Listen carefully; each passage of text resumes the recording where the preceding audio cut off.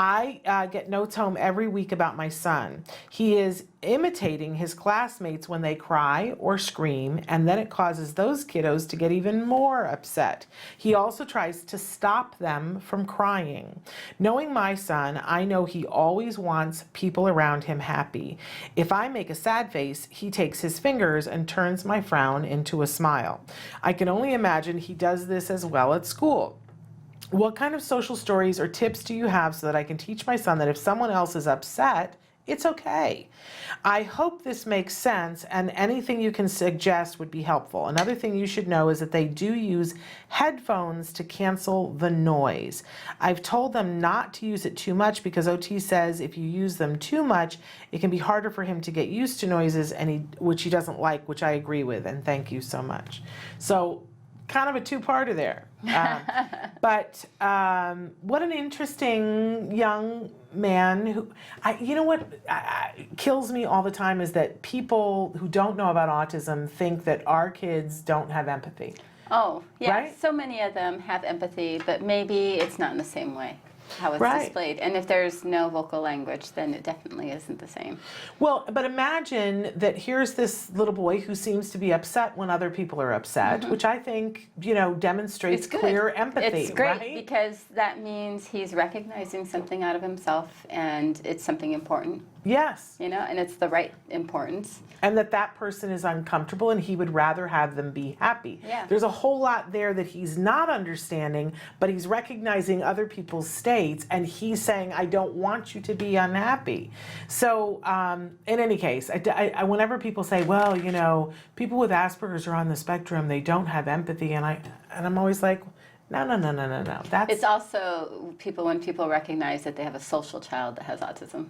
Right? And people because get clearly, so confused. right. I mean, my kid was a social butterfly and people were like, oh, he must not have autism. He was a social butterfly in that he wanted to connect with other people. He just couldn't do it. Yes. He didn't have the skill set to be able to do it, and it was hard. Yes, it was so hard. And frustrating. But people have this general idea that they think that our kids aren't social, and there's so many of them that are very social. They just don't understand and know what to do in those situations. Right. Don't have the skill set.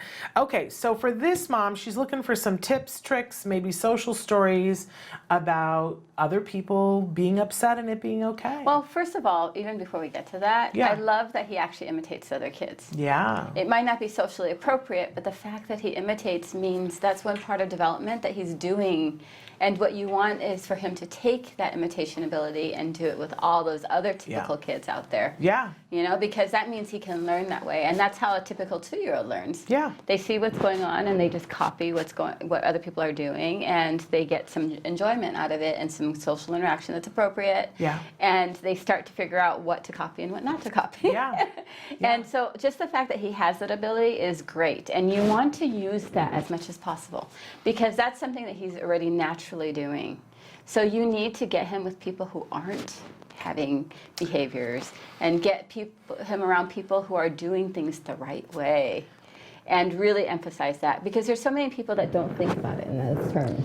This is one of the things that I've struggled with from minute one when my kid was diagnosed is that we have in our education system and somewhat in the mindset of the world is that, well, if they have autism, then let's put them in a group of people that all have autism and we'll all work on this thing together. Yes. Right? And I call it the segregation plan. Yeah. Where, we're going to put your kid in a special day class because he has communication deficits, and we're going to put him in a class with everyone else who has communication deficits. And I'm like, well, that doesn't work for me. Yes.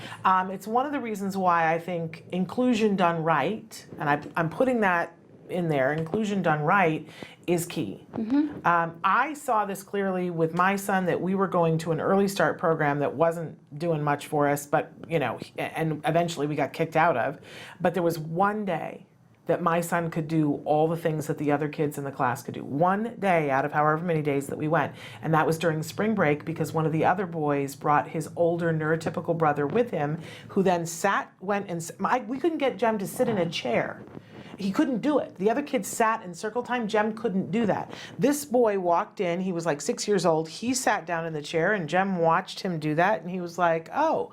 And he walked right like he did and sat his little tuchus in the chair. And the other boys started doing all the things that I had prayed all along that my child would do, but instead he was kicking and biting and screaming the whole time. And he sat there, watched that kid, and whatever he did, he did. Mm-hmm. And I went, it's a miracle. Mm-hmm.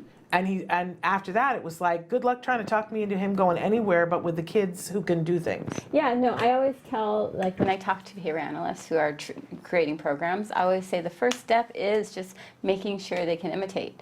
And they're not done imitating until a parent comes back and says, hey, we went to a birthday party or a family event this weekend, and the kid just walked in and started doing what the other kids were doing. And I was like, okay, then it's mastered. Right. You know, that's when it's truly mastered. When you see it outside and they're just imitating because they know that's just what they should be doing.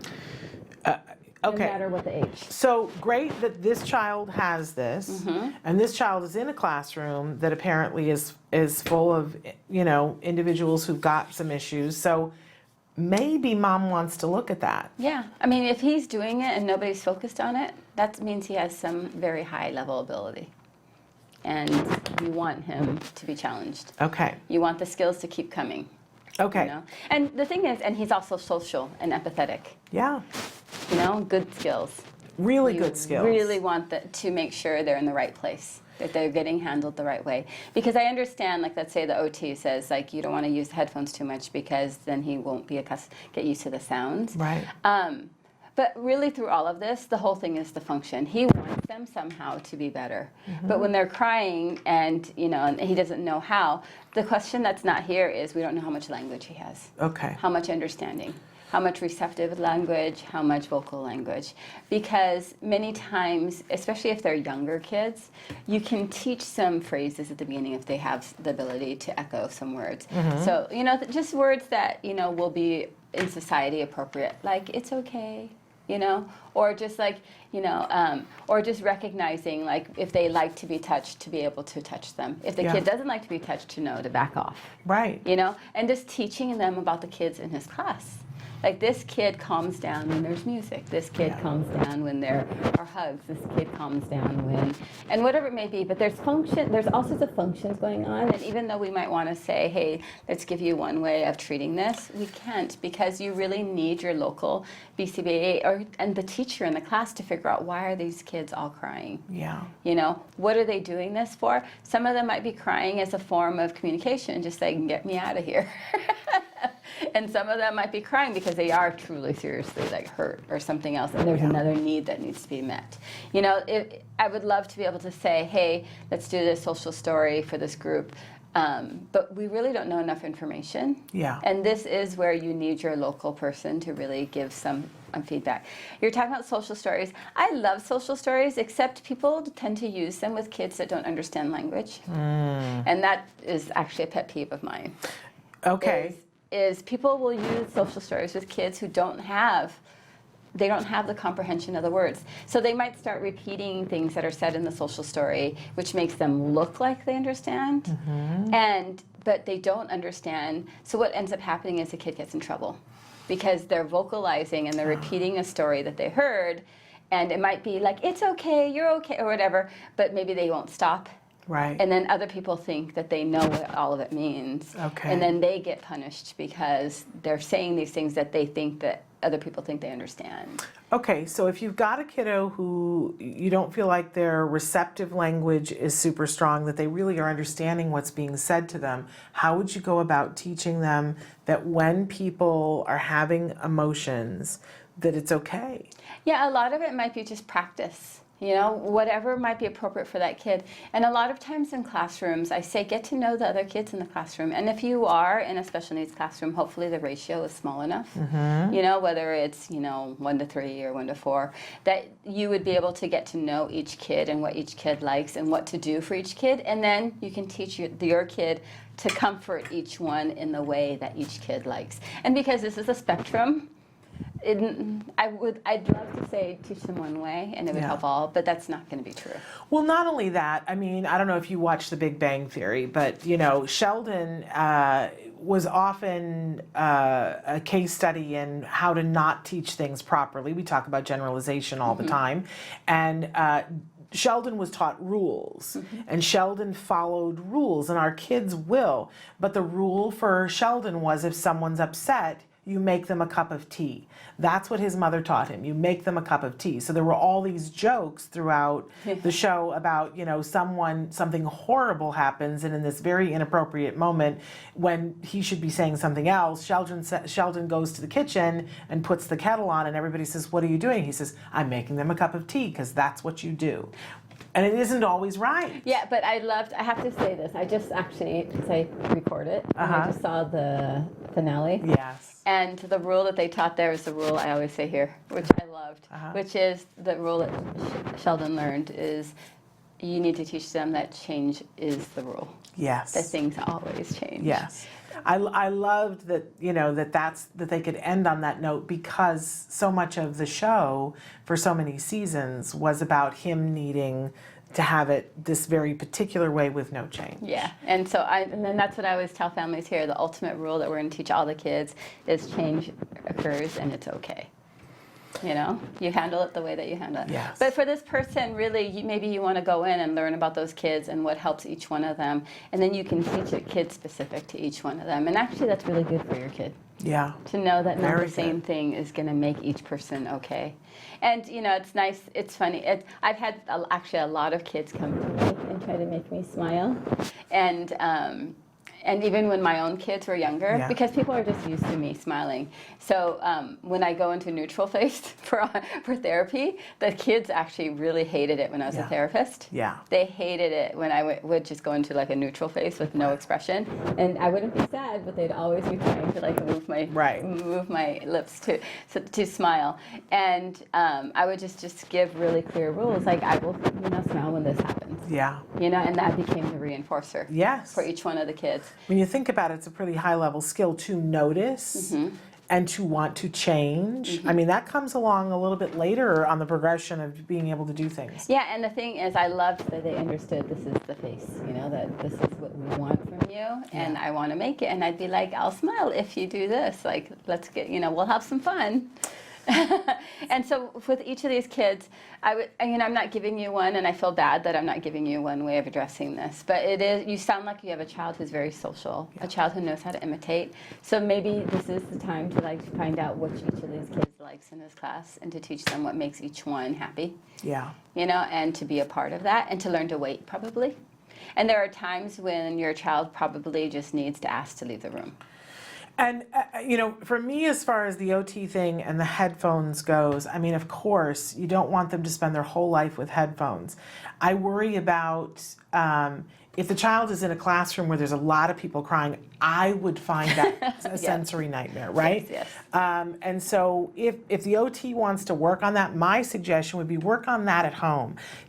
Ask the teacher, bring a tape recorder, tape just the ambient noise around the classroom for 10 minutes or whatever and put it on a loop. And you can have that playing in the home and have it start really, really low without headphones and turn it up gradually so that he begins to get used to it.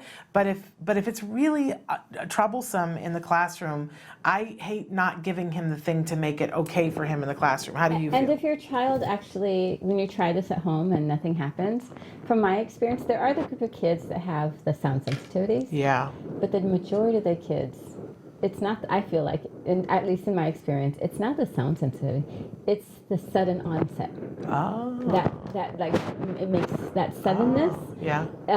Even with babies crying. Yeah. It's the sudden noise that seems to be more alarming to the kids. Okay. So if it's the sudden noise, that's a very different way to handle than if it's just the noise in general. Because people will say, oh, he can handle noise in all these other settings, but it just happens here.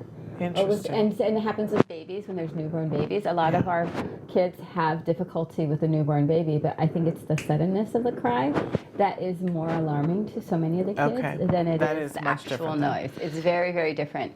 And even I have a 26-year-old just recently, the parents called me during vacation. And they said, we have this issue, and she's always had trouble with babies crying, but these babies were in a restaurant and they were making happy noises, and she was very loudly saying, going shh, like just saying like she wanted them to be quiet, and she just didn't recognize the difference too. Oh, interesting. So we just started doing some recognition about when a baby is happy and when a kid, like a toddler essentially, when they're happy with the happy noise, right, and with the crying noise, right. And when she would see them, it was interesting because she knew what happy and sad were. Yeah. But when she just heard the noise from across the room, she automatically thought it was a sad noise or a bad noise. So we were like, okay, let's start looking. Like, you have to look at the kid and for siblings and cousins and just being out in the environment. There was a lot of teaching because in her head she thought they were all like not good noises. Yeah. So like a kid could not being empathetic. Wow. But she actually knew, and when we were showing she's happy, it's making her think. We're still teaching it now, but she's looking and being like, like it's a lot of things to put together when you think about it. Yeah. It's a lot of things to put together. But it was like happy noises. There we go. What are happy noises? I like that.